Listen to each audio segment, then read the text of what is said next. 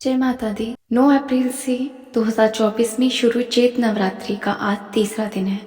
नवरात्रि के तीसरे दिन माँ देवी चंद्रघंटा स्वरूप की पूजा की जाती है। माता चंद्रघंटा का स्वरूप परम शांतिदायक और कल्याणकारी है। माँ चंद्रघंटा बाघ पर सवार होकर आती है और उनके शरीर का रंग स्वर्ण के समान चमकीला है।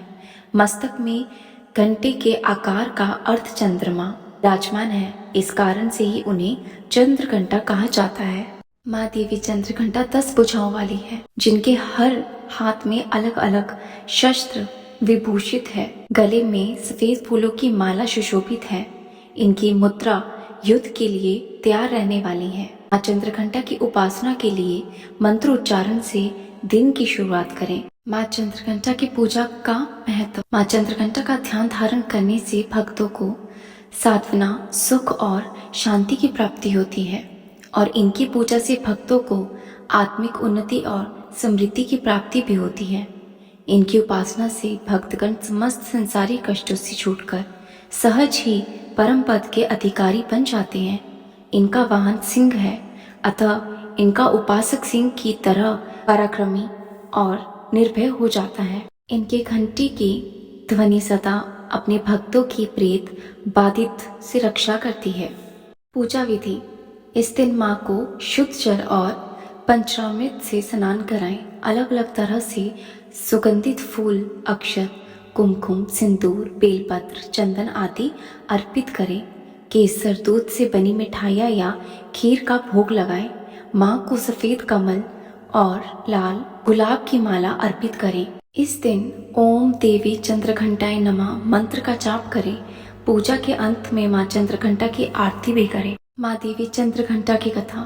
पौराणिक कथा के अनुसार जब दैत्यों का आतंक बढ़ने लगा तो माँ दुर्गा ने माँ चंद्रघंटा का अवतार लिया। उस समय असुरों का स्वामी महिषासुर था, जिसका देवताओं से भयंकर युद्ध चल रहा था।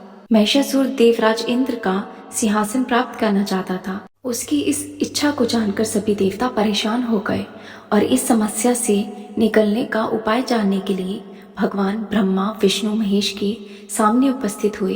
देवताओं की विनती को सुनने के बाद तीनों देव बहुत क्रोधित हुए। क्रोध के कारण तीनों के मुख से जो अग्नि उत्पन्न हुई, उससे एक देवी अवतरित हुई, जिन्हें भगवान शंकर ने अपना त्रिशूल और भगवान विष्णु ने अपना सुदर्शन चक्र प्रदान किया। इस प्रकार अन्य देवी देवताओं ने भी माता के हाथों में अनेक अस्त्र शस्त्र सौंप दिए। देवराज इंद्र ने देवी को एक घंटा दिया।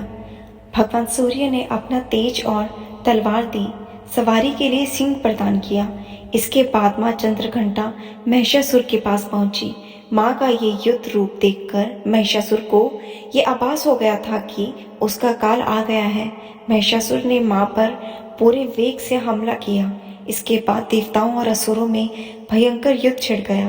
माँ चंद्रघंटा ने महिषासुर का संहार किया और इस प्रकार माँ ने देवताओं की रक्षा की। जय माता दी। तो ये थी माँ के चंद्रघंटा स्वरूप की कथा।